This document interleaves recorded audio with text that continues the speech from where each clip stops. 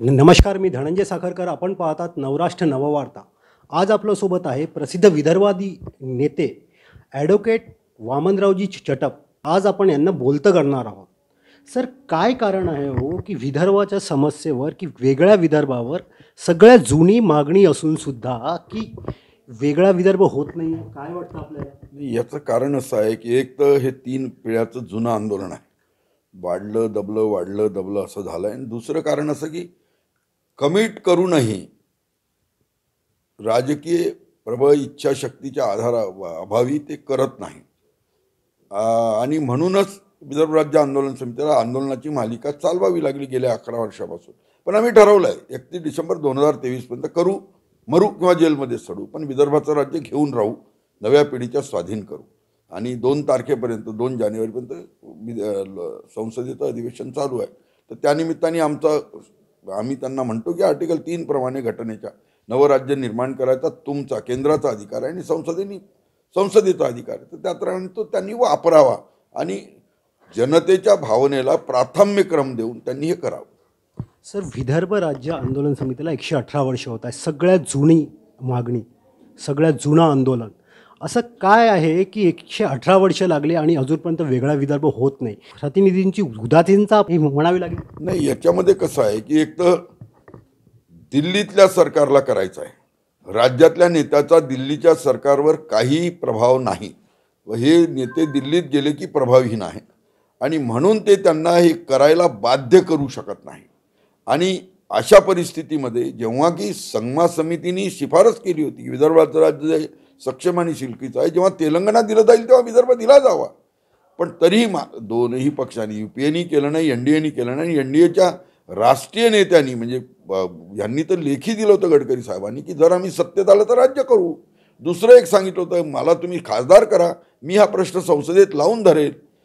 राज्याचे 2 नेते, आजी माजी प्रांताध्यक्ष देवेंद्रजी फडणवीस आणि सुधीर भाऊ मुनगंटीवार यांनी तर शेगाववरून 4 मार्च 2010 साली खामगाव ते आमगाव अशी विदर्भ जागर यात्रा काढली होती की आता विदर्भद्रोह्यांचं म्हणणं आम्ही सहन करणार नाही. आणि सत्तेत गेल्याबरोबर जे शनिवार नावाच्या धड्यात म्हटलं की सत्ता आणि संपत्तीचा दर्प इतका मादक असतो की कोणत्याही व्यक्ती वा संस्थेच्या नाकापाशी गेला की त्याला सुंगणीचं औषध म्हणजे क्लोरोफॉर्म द्यायची गरज पडत नाही. हे प्रभू रामचंद्राचं नाव घेऊन आले तरी हे काही या गोष्टीला अपवाद ठरले नाही. यांच्या मुंह में राम एक आहे पण बगल में छुरी वेगळी आहे. तेलंगणा, छत्तीसगड, झारखंड तिन्ही राज्याची निर्मिती झाली पण विदर्भाची नाही. यावर आपली भूमिका काय आहे? त्यावेळेला एक पॉलिटिकल हर्डल होतं. जेव्हा 3 राज्य निर्माण केले तेव्हा इंडियाचं म्हणजे वाजपेयी साहेबांचं सरकार होतं.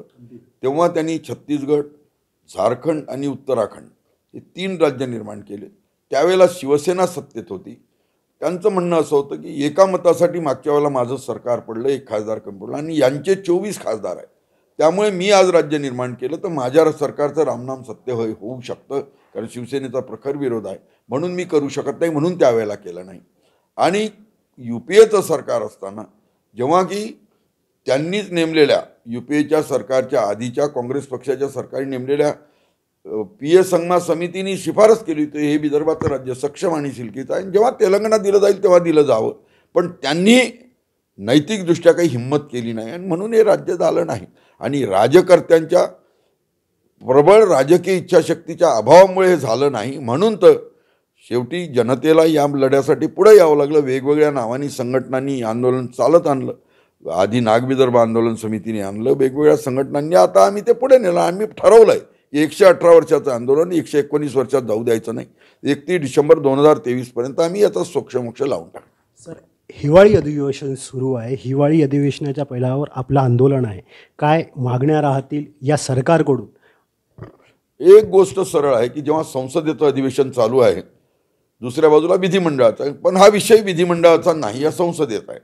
म्हणून आम्ही छत्तीसगड आणि विदर्भ यांच्या सीमेवरती रस्ता रोको आंदोलन 14ला करतो की जेणेकरून लॉ अँड ऑर्डरचा प्रॉब्लेम, आंतरराज्य सीमावादाचा प्रॉब्लेम हा केंद्राशी कनेक्टेड आहे आणि म्हणून आम्ही हे करतो की त्याचं जाण त्यांना झालं पाहिजे.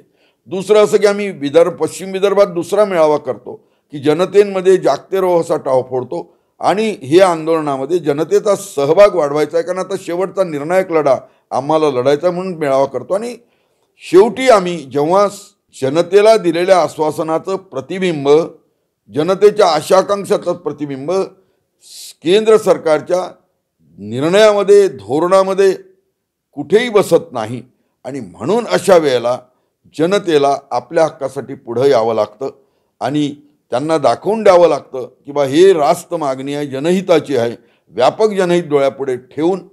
आणि इथल्या सगळ्या जटिल प्रश्नाला, उदाहरणार्थ इथलं जो काही सिंचनाचा अनुशेष आहे नागपूर कराराप्रमाणे आणि 371(2) प्रमाणे, तर तो पूर्ण झाला नाही, तो पूर्ण झाला पाहिजे, तो तरच त्या आत्महत्या थांबतील. दुसरं, इथे कुपोषण आहे. 2000 ते 13,000 बालकांनी गर्भार माता मरतात, कारण इथे दरडोई उत्पन्नात वेगवेगळ्या जिल्ह्यात विदर्भात सगळ्यात कमी आहे म्हणून तफावत आहे. तिसरं असं, इथे सगळ्यात जास्त वीज होते तयार म्हणून इथे प्रदूषण आहे, म्हणजे आरोग्याला धोका आहे. चौथ्या बाबतीत आपले 4 आमदार आणि 1 खासदार कमी झाला आहे, हेही चित्र आहे. आणि सोशिओ इकॉनॉमिक प्रॉब्लेम असलेला, म्हणजे सारे बोटं तोंडात जायचं असेल तर माणूस खिशाने विचार करतो. सारे सोंग घेतले तरी पैशाचं घेता येत नाही, कारण मुंबईच्या माणसाचं दरडोई उत्पन्न 1,93,000, पुण्याच्या 41, नाशिकच्या 93 आणि गडचिरोलीच्या माणसाचं 48, म्हणजे 4,000 रुपये महिन्यात. कोणताही बाप आपल्या पोराला किंवा कोणताही नवरा आपल्या गर्भार मायकोला चांगल्या कॅलरीचं, चांगल्या प्रोटीनचं अन्न खिलवू शकत नाही, म्हणून कुपोषणाचा जटिल प्रश्न आहे. आणि म्हणून या सगळ्या प्रश्नावर सौ सोनारकी एक लोहारकी हे 118 वर्षापासून सुरू असलेलं विदर्भाच्या मागणीचं परिपूर्ती करणं हेच त्याच्यावरचं कायमचं उत्तर आहे. जसं मीरा म्हणत होती, मेरे तो गिरीधर गोपाल दुसरं नकोई, किंवा जशी दमयंती म्हणत होती, औषधं न लगे मजला, तसं आता विदर्भवादी म्हणतात. विदर्भाचं स्वतंत्र राज्य हेच त्याचं उत्तर आहे. ॲडव्होकेट वामनरावजी छटप हे विदर्भवादी नेते. आज आपण यांना शेवटचा प्रश्न विचारतोय, शेतकऱ्यांबद्दल काय सांगाल? हिवाळी अधिवेशन चालू आहे, आता सध्याच्या परिस्थिती कुठल्याच मालाला हे भाव देत नाही आहे, काय सांगाल याबद्दल? आमचा गेल्या 44 वर्षापासूनचा स्लोगन आहे की सरकार समस्या क्या सुलझाए, सरकार यही समस्या आहे. याचं कारण असं की सरकार कोणाचंही हो, डाव्याचं उजव्याचं, मतं मागताना सगळे शेतकरी मायबाप म्हणतात, आमचे लाल म्हणतात, आणि आमचे बेहाल 4 वर्ष 11 महिने कोणीही विचारत नाही. आपल्यापुढे जर विचार करायचा झाला तर धानाचे, बगर बासमती धानाला जगाच्या बाजारात मागणी आहे.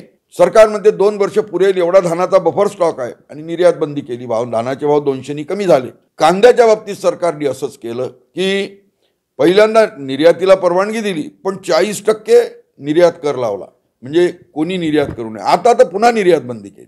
सरकारने एक चांगला निर्णय घेतला होता की बा पेट्रोलची कमतरता आणि त्याचे भाव कमी करायचे असेल तर इथेनॉल मिळवलं पाहिजे, इथेनॉल काढलं पाहिजे. आता परत निर्णय घेतला की आता साखरच करा, इथेनॉल करू नका. कापसाच्या बाबतीत गतवर्षी पहिल्यांदा कापूस हा वायदे बाजारातून काढून टाकला. आम्ही सेबीला घेराव केला, नंतर सरकारने वायदे बाजारात घातला. पण देशामध्ये रुईचा तुटवडा नसताना सुद्धा सरकारने 3 लाख गाठी आयात केल्या आणि इथले भाव पाडले. आणि आजचं चित्र असं की ते भाव उठायला तयार नाही. म्हणजे कांदेवाला शेतकरी असो, तांदूळवाला शेतकरी असो, ऊसवाला असो की कापूसवाला असो, सगळे शेतकरी तितका एक एक आहे आणि त्यांचं दुखणं सारखं आहे. पण सुखातले सगळे साथी आहे, दुःखातलं कोणी नाही. आणि यावर कळस म्हणजे गतवर्षी सरकारने 3 महापूर झाले होते, ढगफुटी झाली होती, अतिवृष्टी झाली होती. यंदा 6 महापूर झाले, ढगफुटी झाली, अतिवृष्टी झाली. गतवर्षी एका हेक्टरला 13,600 प्रमाणे 3 हेक्टरला 40,800 दिले.